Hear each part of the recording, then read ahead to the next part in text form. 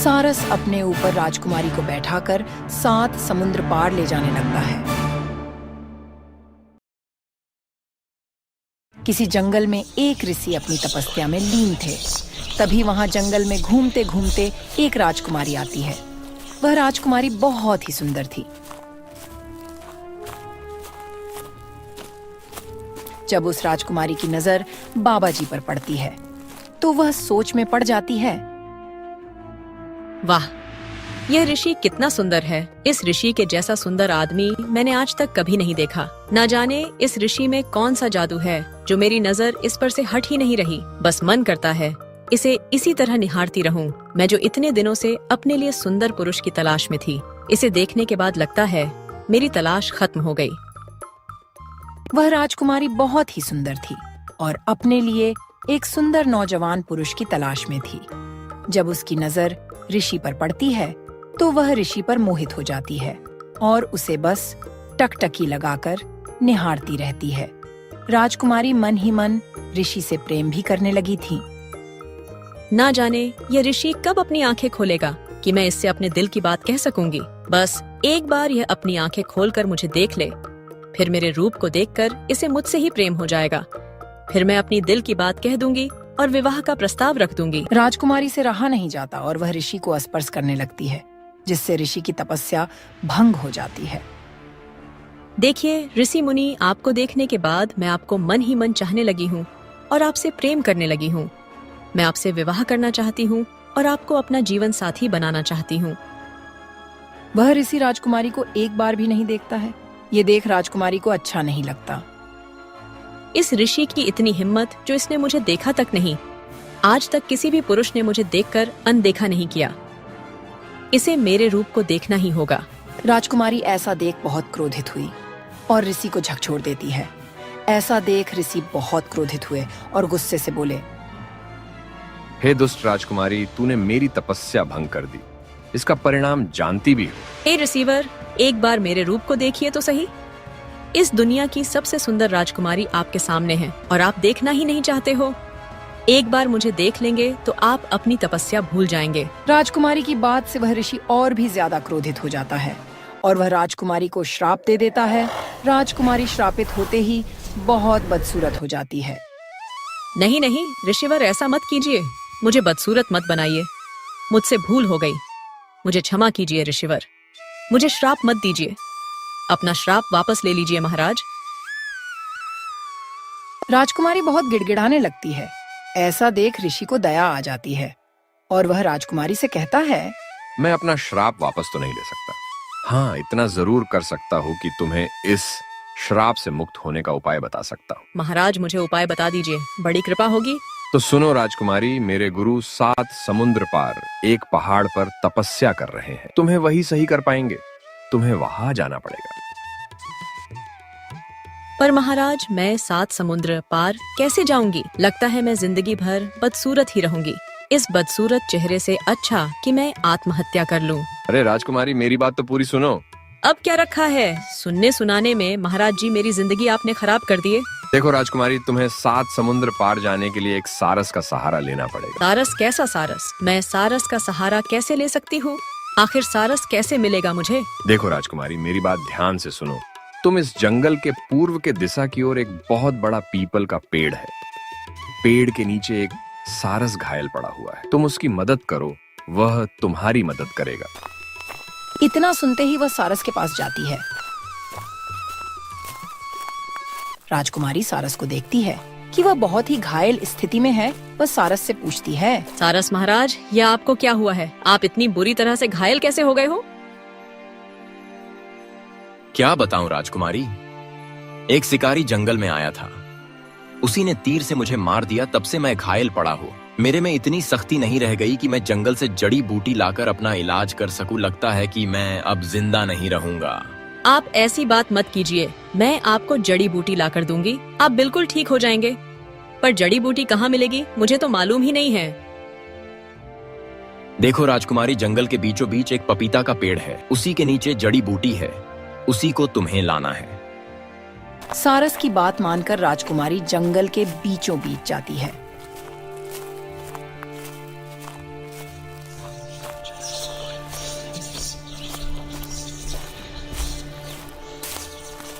जंगल में जाकर उस जड़ी को खोजने लगती है। तभी पपीता का पेड़ नजर आ जाता है। वह जड़ी को तोड़कर वह जल्दी से जड़ी को लेकर सारस के पास जाती है।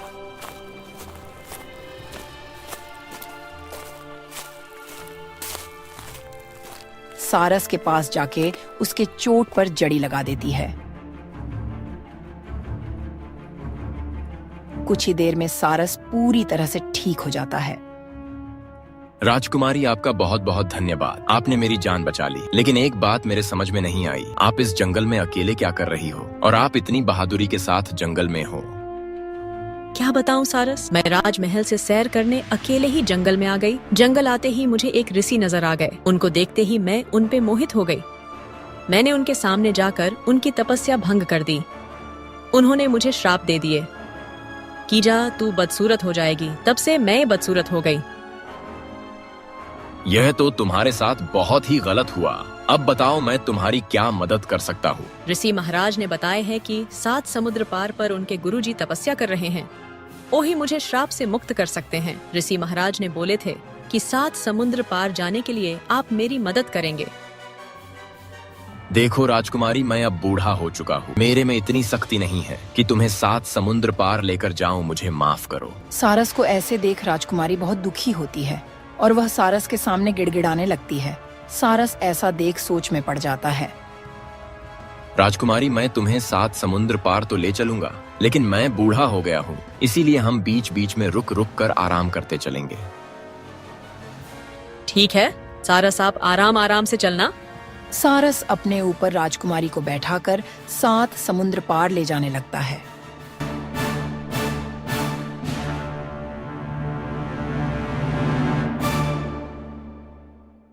कुछ दूर जाने के बाद एक बड़ा सा समुंदर नजर आता है। समुद्र को देखकर राजकुमारी डर जाती है और सारस से पूछती है, सारस महाराज, देख रहे हैं कितना बड़ा समुद्र है। मुझे तो बहुत डर लग रहा है। लगता है कि मैं इस श्राप से मुक्त नहीं हो पाऊंगी। राजकुमारी जी, आप चिंता मत कीजिए। आप अपने मंजिल पर जरूर पहुंचेंगी। राजकुमारी और सारस इसी तरह बात करते करते जा रहे थे। अचानक समुद्र के किनारे एक लकड़हारा बेहोशी की हालत में पड़ा था। देख रहे हो सारस महाराज, वह आदमी समुद्र के किनारे बेहोशी की हालत में पड़ा है। हमें उसकी मदद करनी होगी। सारस और राजकुमारी उस लकड़हारा के पास जाते हैं और उसे पेड़ के नीचे छाव में ले गए। कुछ ही देर बाद उसे होश आ जाता है। आप लोग का बहुत बहुत शुक्रिया जो आपने मेरी सहायता की है। वैसे आप लोग जा कहाँ रहे हो? लकड़हारा को सारी बात बता के वह लोग फिर से अपने मंजिल की ओर चल दिए।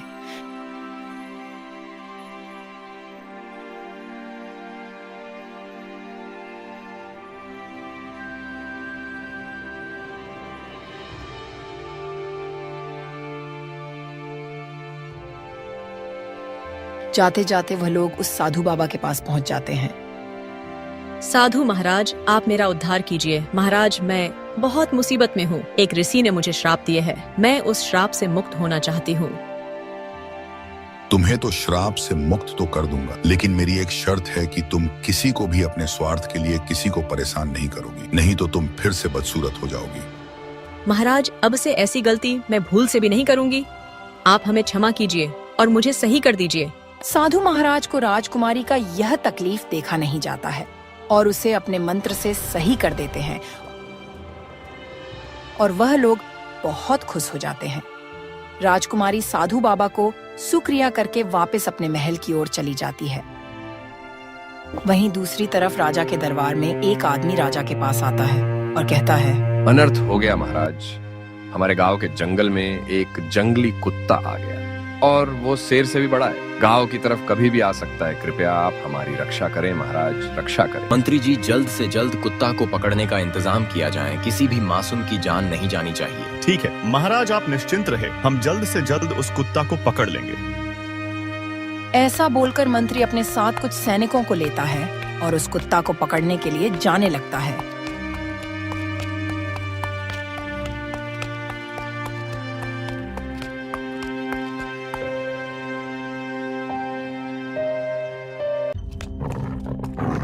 मंत्री सीधे जंगल पहुंच जाता है, जहां वह कुत्ता किसी जानवर को मारकर खा रहा था। अरे बाप रे बाप, ये तो बहुत खूंखार कुत्ता लगता है यहाँ से जान बचाकर भागने में ही भलाई है। मंत्री जी, पर मंत्री जी, उन गांव वालों का क्या होगा? अगर ये कुत्ता गांव पहुंच गया तो गांव वालों की जान भी जा सकती है। मंत्री जी, गांव वाले तो बाद में मारे जाएंगे।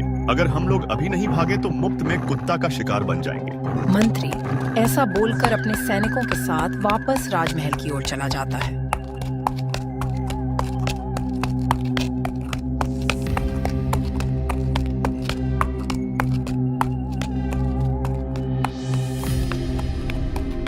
महाराज, वो कुत्ता तो बहुत ही खूंखार है।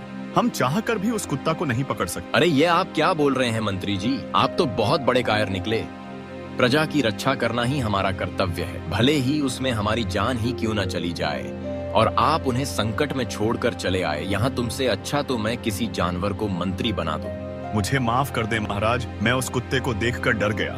पर आप चिंता ना करें, वो कुत्ता इस वक्त जंगल में है, इसलिए वो आज गांव की तरफ नहीं आ सकता। ठीक है मंत्री जी, आप अभी जाकर बड़े से पिंजरे का प्रबंध कीजिए। कल सुबह होते ही हम खुद उस कुत्ता को पकड़ने जाएंगे। जैसे आपकी आज्ञा महाराज, मैं अभी पिंजरे का प्रबंध करता हूँ। ऐसा बोलकर मंत्री वहां से चला तो जाता है, पर राजा की बातें उस मंत्री के दिल में चुभ जाती हैं और वह उस राजा से बदला लेने के बारे में सोचने लगता है। इस मूर्ख राजा ने कायर कहा मुझे। ठीक है, अब मैं उसे दिखाता हूँ इस कायर की बहादुरी। ऐसा सोचकर मंत्री राजा से बदला लेने के लिए एक तांत्रिक के पास चला जाता है।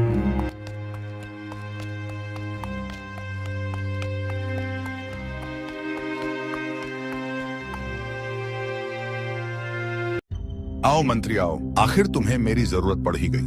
बताओ क्यों आए हो यहाँ? देखिए महाराज, आपको जो चाहिए मैं आपको वो दूंगा, पर आपको मेरे लिए एक काम करना पड़ेगा। ठीक है, मैं तुम्हारा काम कर दूंगा, पर पहले तुम्हें मुझे एक ऋषि के श्राप से मुक्त कराना होगा। तभी मैं इस गुफा से बाहर निकल पाऊंगा और तभी मेरा जादू काम करेगा। ठीक है, बताओ तुम्हें उस श्राप से मुक्त करने के लिए मुझे क्या करना पड़ेगा, बताओ। इस गुफा के बाहर तुम्हें एक बड़ा पीपल का पेड़ मिलेगा। उसके नीचे एक जादुई चिड़िया रहती है। उस चिड़िया को मारकर उसका खून लाना होगा और उस खून को मेरे ऊपर गिराना होगा, तभी मैं उस श्राप से मुक्त हो पाऊंगा। तांत्रिक के ऐसा बोलते ही मंत्री गुफा से चिड़िया के तालाश में जाता है।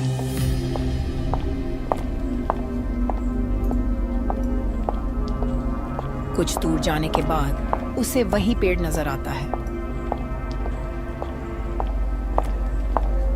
पेड़ के नीचे जाकर उस चिड़िया को मार देता है और उसका खून लेकर तांत्रिक के पास जाता है।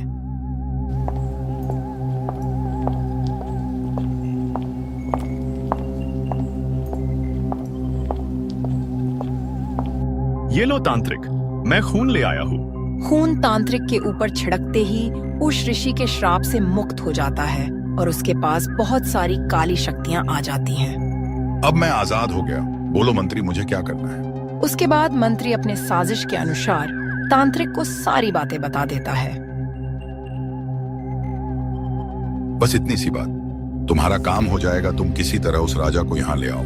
ठीक है तांत्रिक बाबा, मैं उसे किसी भी हालत में ले आऊंगा। अगले दिन राजा का सैनिक एक बड़ा सा पिंजड़ा लेकर राजा के साथ जंगल की तरफ जाने लगते हैं।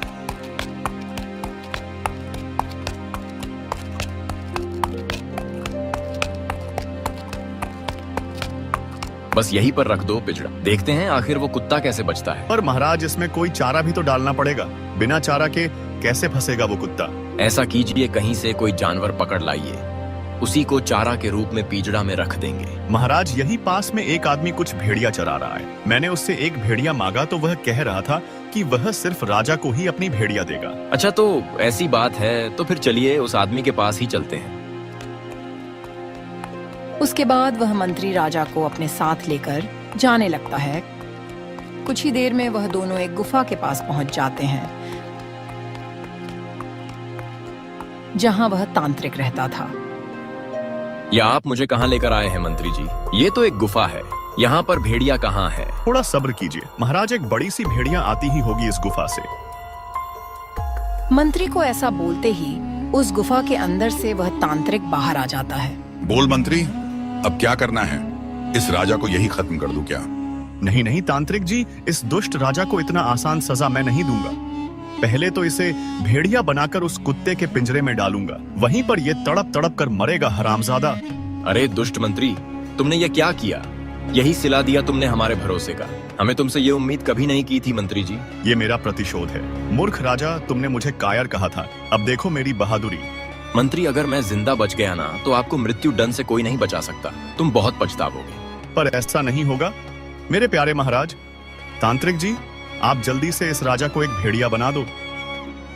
मंत्री के ऐसा बोलते ही वह तांत्रिक अपने शक्ति से उस राजा को एक भेड़िया बना देता है, पर भेड़िया बनते ही राजा वहां से भाग जाता है। उसके बाद मंत्री भी राजा को पकड़ने के लिए उसके पीछे जाने लगता है।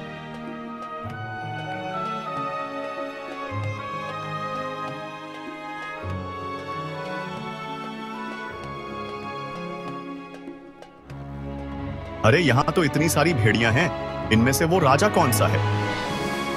मंत्री एक साथ बहुत सारी भेड़िया देखकर सोच में पड़ जाता है और राजा को नहीं पहचान पाता है, इसलिए वह उस गरीब किसान से पूछता है। सुनो भाई, इनमें से जो भेड़िया अभी अभी गुफा की तरफ से आई है वह कौन सी है? मुझे सच सच बताओ, मैं तुम्हें ढेर सारा इनाम दूंगा। एक भेड़िया आया है। मंत्री जी, क्यों, क्या हुआ? कुछ नहीं, मुझे वह भेड़िया चाहिए, बदले में राजमहल आकर भेड़िया की कीमत ले जाना। शेखर भी भेड़िया को पहचान नहीं पाता है और राजा को छोड़कर दूसरी भेड़िया को दे देता है।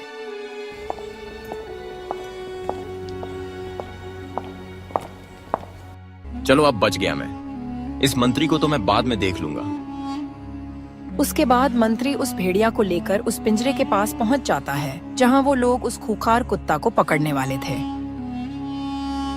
सिपाहियों, इस भेड़िया को उस पिंजरे में डाल दो। महाराज के आने से पहले हमें उस कुत्ता को पकड़ना है। पर महाराज तो आपके साथ गए थे ना मंत्री जी, फिर वह कहाँ रुक गए? महाराज कुछ जरूरी काम से एक दूसरे राज्य में गए हैं। तुम अपना काम करो महाराज, थोड़ी देर में आ जाएंगे।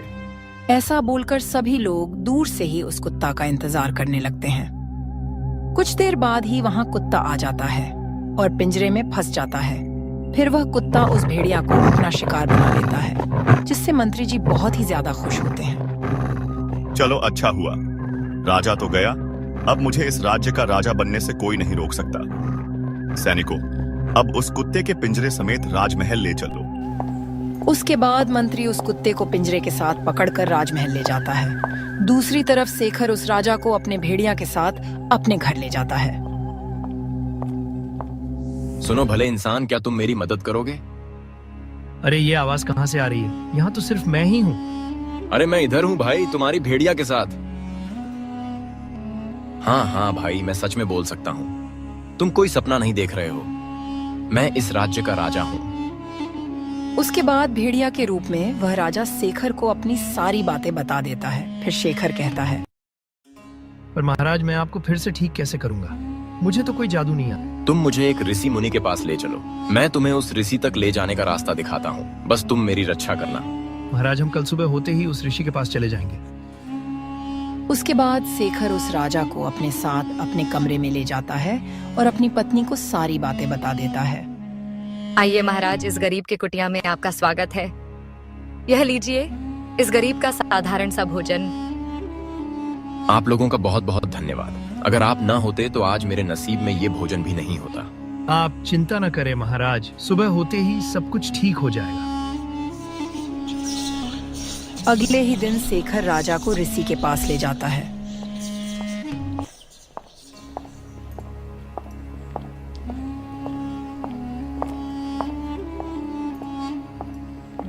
हे रिसीवर, कृपया मेरी मदद करें। मेरे मंत्री ने मेरे साथ धोखा किया है। एक तांत्रिक के साथ मिलकर उसने मुझे भेड़िया बना दिया। हमें पता है राजा, जिस तांत्रिक ने तुम्हारा ये हाल किया है उसे मैंने ही उस गुफा में कैद किया था, पर तुम्हारे मंत्री ने लालच और क्रोध में आकर उस तांत्रिक को आजाद करवा दिया। तो बाबा, अब क्या मैं फिर से मनुष्य के रूप में नहीं आ सकता क्या? आ तो सकते हो राजा, पर पहले मुझे उस तांत्रिक को फिर से उस गुफा में कैद करना होगा, तभी उसका जादू तुम्हारे ऊपर से खत्म होगा। उसके बाद राजा और शेखर उस ऋषि के साथ उस गुफा की तरफ जाने लगते हैं।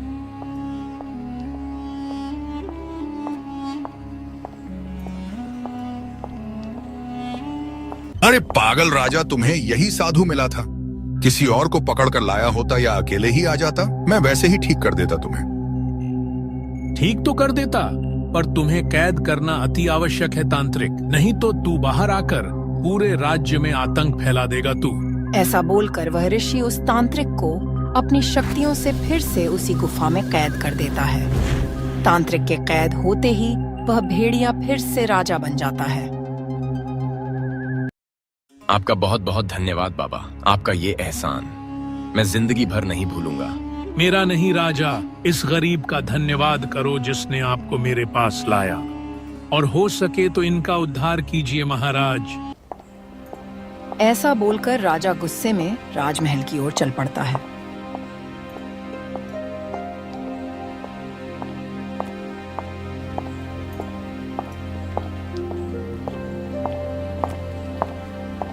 राजमहल जाकर राजा देखता है कि उसके सिंहासन पर उसका मंत्री बैठा हुआ है। मंत्री राजा को देखते ही डर जाता है। महाराज, आप तो मर गए थे ना, आप जिंदा कैसे हो गए? दुष्ट मंत्री, तुमने क्या सोचा था कि मैं उस कुत्ता का शिकार बन गया? पर यह तुम्हारा भूल था। पर मैंने तो आपको खुद उस पिंजरे में डलवाया था, लेकिन आप बच कैसे गए? सिपाहियों, पकड़ लो इस दुष्ट धोखेबाज मंत्री को और हमेशा हमेशा के लिए इसे काल कोठरी में बंद कर दो। राजा उस मंत्री को काल कोठरी में बंद करवाने के बाद उस गरीब किसान को बुलवाता है जिसने उसकी मदद की थी। हे किसान, जिस तरह आपने हमारी जान बचाई, हम उससे बहुत खुश हैं। इसलिए हम आपको अपना मंत्री बनाते हैं आज से। ऐसा बोलकर राजा गरीब किसान को अपना मंत्री बना लेता है और उसे इनाम के तौर पर ढेर सारा धन देता है और सभी लोग खुशी खुशी अपना जीवन बिताने लगते हैं।